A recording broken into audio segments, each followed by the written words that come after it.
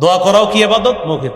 আল্লাহ মাফ করে দেন, আল্লাহ রিজিক দেন, আল্লাহ বরকত দেন, হায়াতে বরকত দেন, আল্লাহ আমার জামা দরকার, জামার ব্যবস্থা করে দেন, জুতা দরকার, জুতার ব্যবস্থা করে দেন। নবীজি বলছে জুতার ফিতা ছিঁড়া গেল এটা আল্লাহর কাছে চাইবেন। তো সব আপনি এভাবে চাইতেছেন, দোয়া করা। সূরা আরাফের 55 নম্বর আয়াতে আল্লাহ বলেন, উদউ রাব্বাকুম তাদাররুআ ওয়া খুফিয়া, তোমরা তোমাদের রবকে ডাকো তাদাররুআ, বিনীতভাবে, ওয়া খুফিয়া, এবং চুপিসারে। আপনারা মাঝে মাঝে একটু চুপিসারে দোয়া করেন, এক তো সবার সাথে করেন, মাঝে মাঝে একটু চুপে চুপেও দোয়া করবেন। জাকারিয়া নবী চুপিসারে দোয়া করতেন আল্লাহর কাছে। এই দোয়ার প্রশংসা করে আল্লাহ কোরআনে আয়াত নাজিল করে এই উম্মতকে ওই দোয়ার কথা জানায় দিস। সূরা মারিয়ামের 3 নম্বর আয়াতে আল্লাহ বলেন, ইয নাদা রাব্বাহু নিদাআন খাফিয়া, জাকারিয়া নবী যখন তার রবকে গোপনে ডাকলেন, মুফাসসিরিনে কেরাম বলেন আখফাহু লিআন্নাহু আহাব্বু ইলাল্লাহ, জাকারিয়া নবী তার রবকে হালকা আওয়াজে গোপনে ডাকার কারণ হলো গোপনে রবকে ডাকলে রব সবচেয়ে বেশি খুশি হয়।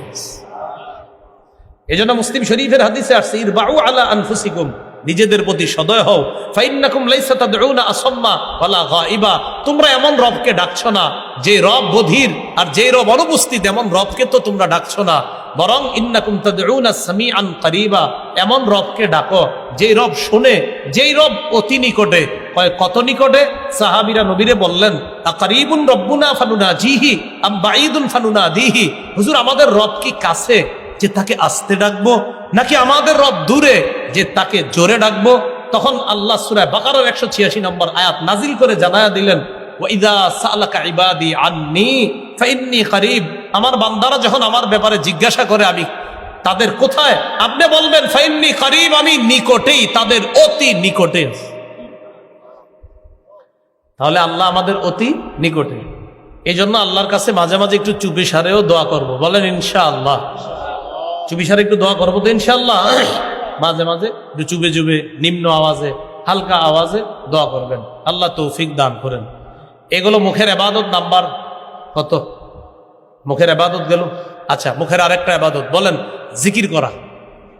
জিকির করা কি? মুখের ইবাদত। তাহলে কোরআন তেলাওয়াত করা, দোয়া করা, জিকির করা মুখের ইবাদত।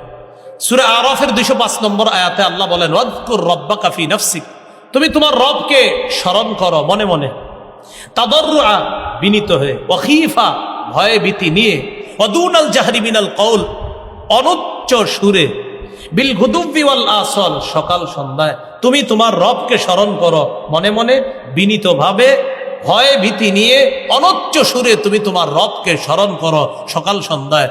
তুমি গাফেলদের অন্তর্ভুক্ত হও না। সহিহ বুখারীর 660 নম্বর হাদিসটা মনে রাখবো।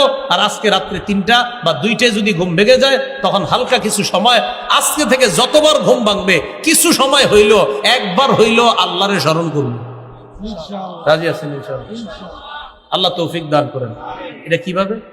ঘুম ভেঙে গেছে, আপনার ইস্তেঞ্জার ব্যাগ হইছে, আপনার বিবি ঘুমায়, সন্তান সবাই ঘুমায়, ইস্তেঞ্জা করতে গেলেন, বাইর হয়ে দেখলেন সব ঘুমায়, আপনি যে বুদ্ধি করে বলবে ওই সময় সবাই ঘুমায়, একটু আল্লাহরে চুপি চুপি স্মরণ করি।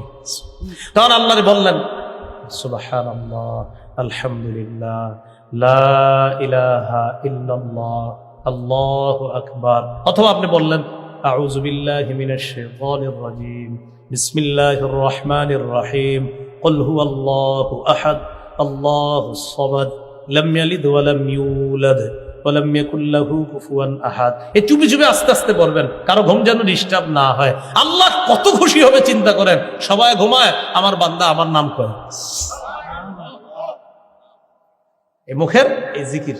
তাহলে তেলাওয়াত গেল, মৌখিক ইবাদত গেল, লা ইলাহা ইল্লাল্লাহ গেল, তেলাওয়াত গেল, দোয়া গেল, জিকির গেল, মৌখিক ইবাদত। করব তো ইনশাআল্লাহ আমরা।